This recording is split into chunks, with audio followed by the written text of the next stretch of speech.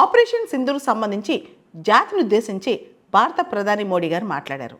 ఏదైతే బహవాల్పూర్ ముర్దుకే ఈ సైట్స్ ఉన్నాయో, మే 7వ తారీఖున మనం అటాక్ చేసిన టెర్రరిస్ట్ హైడౌట్స్ ఉన్నాయో, ఈ రెండు హైడౌట్స్ పర్టికులర్గా Muridke, Bahawalpur universities global universities of terror అని చెప్పి మోడీ గారు వ్యాఖ్యానించారనమాట. ఆయన ఈ సందర్భంగా జాతిని ఉద్దేశించి 22 నిమిషాలు మాట్లాడారు. దీనిలో ఆయన పాకిస్తాన్కి సంబంధించి టెర్రరిజం సంబంధించి ఒక సెక్యూరిటీ డాక్ట్రిన్, మన దేశ భద్రతా సిద్ధాంతాన్ని ఒకదాన్ని ఆయన ప్రకటించారనమాట. ముఖ్యంగా బహవాల్పూర్ ముర్దుకే ఈ రెండు కూడా గ్లోబల్ యూనివర్సిటీస్ ఆఫ్ టెర్రర్ అని వ్యాఖ్యానిస్తూ ఏ విధంగానూ టెర్రరిజం సహించేది లేదని, దాన్ని కూకటి వేళ్లతో పెకిలిచ్చేస్తామని చెప్పి మోడీ గారు వ్యాఖ్యానించడం జరిగింది. పాకిస్తాన్ చేసే న్యూక్లియర్ బ్లాక్మెయిల్కు బెదిరేది లేదని చెప్పి, భవిష్యత్తులో పాకిస్తాన్ కనుక టెర్రరిజంని ప్రోత్సహిస్తే తగిన గుణపాఠం చెప్తామని చెప్పి కూడా మోడీ గారు చెప్పారు. 22 నిమిషాల పాటు సాగిన ఈ స్పీచ్లో భారతదేశం యొక్క కొత్త సెక్యూరిటీ డాక్ట్రిన్ కూడా ఆయన చెప్పారనమాట. ఏదైతే ఆపరేషన్ సింధూర్ తర్వాత మన సెక్యూరిటీ డాక్ట్రిన్లో మార్పు వచ్చిందో అది ఆయన మాటలో స్పష్టంగా వినిపించిందనమాట.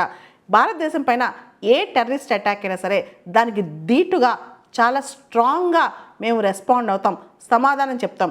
ఇండియా తగిన బుద్ధి చెప్పుద్ది. ముఖ్యంగా టెర్రరిజంని రూట్స్తో సహా పెకిలించి వేస్తే and India will retaliate on its own terms. భారతదేశం మా మీద కనుక టెర్రరిస్ట్ అటాక్ జరిగితే మా టర్మ్స్లో, అంటే మాకు ఏది కరెక్ట్ అనిపిస్తే ఆ కరెక్ట్లో టెర్రరిజంని ఎత్తివేయడానికి మేము వెంటనే రిటాలియేట్ చేస్తామని చెప్పి మోడీ గారు చెప్పారు. దాంతోపాటు భారతదేశం ఎటువంటి న్యూక్లియర్ థ్రెట్స్కి భయపడదు. ఏదైనా సరే ఏ దేశమైనా టెర్రరిస్ట్కి సేఫ్ హ్యావెన్ ఇస్తే కనుక ఇండియా మాత్రం సహించేది లేదు, ఊరుకునేది లేదని చెప్పి మోడీ గారు చెప్పారు.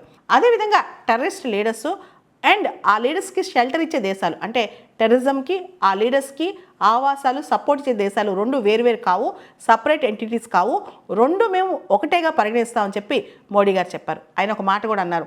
ఈ రీసెంట్ ఎపిసోడ్లో ప్రపంచం మొత్తం ఒక డిస్టర్బింగ్ రియాలిటీ చూసింది. ఏదైతే టెర్రరిస్టులు వాళ్ళ లాస్ట్ రైట్స్, టెర్రరిస్టులకు సంబంధించిన ఫ్యూనరల్స్ ఉంటాయో, వాళ్ళ అంతిమయాత్రలు ఉంటాయో, దానిలో పాకిస్తాన్ మిలిటరీ అఫీషియల్స్ పాల్గొనడం ప్రపంచం మొత్తం చూస్తుంది. దీంతో ప్రపంచానికి అర్థమైంది పాకిస్తాన్ ఎంత డీప్గా టెర్రరిస్టులతో ఇన్వాల్వ్ అయిందో, ఎంత డీప్గా స్టేట్ స్పాన్సర్డ్, అంటే పాకిస్తానే టెర్రరిజం స్పాన్సర్ చేస్తుందో ప్రపంచానికి అర్థమైందని చెప్పి మోడీ గారు వ్యాఖ్యానించారు. భారతదేశం మీద జరిగిన ఈ టెర్రర్ అటాక్స్, అమెరికా మీద జరిగిన సెప్టెంబర్ 11 ఏదైతే అమెరికా మీద టెర్రరిస్ట్ అటాక్స్ జరిగినాయో 9/11 అటాక్స్, వాటికి ఏమాత్రం తీసుకోవని చెప్పి, లండన్ ట్యూబ్ బాంబింగ్స్ లాంటివేనని చెప్పి, భారతదేశం పైన టెర్రర్ అటాక్స్ అనేవి పాకిస్తాన్ ప్రోద్బలంతో జరుగుతున్నాయని చెప్పి, భారతదేశం ఈ విషయాన్ని చాలా సీరియస్గా తీసుకుంటుందని చెప్పి, అదేవిధంగా పాకిస్తాన్ టెర్రరిజం సపోర్ట్ చేస్తే భారతదేశం ఏ విధంగా సహించేది లేదని చెప్పి కూడా మోడీ గారు చెప్పడం జరిగింది. సో ఇలాంటి క్లైమేట్లో, అంటే ఇలాంటి వాతావరణంలో terror and talks cannot co exist.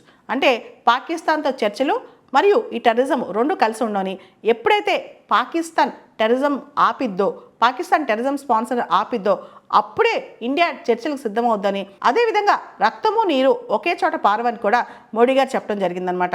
ఈ మొత్తం ఆపరేషన్ సింధూర్లో దాదాపు 100 మందికి పైగా టెర్రరిస్టులు చనిపోయారని, వాళ్ళు చాలా వాటిలో ఇన్వాల్వ్ అయి ఉన్నారని, వాళ్ళకి పాకిస్తాన్ ఫ్లాగ్ కప్పి మరి లాస్ట్ రైట్స్ చేశారని చెప్పి కూడా మోడీ గారు వ్యాఖ్యానించారు.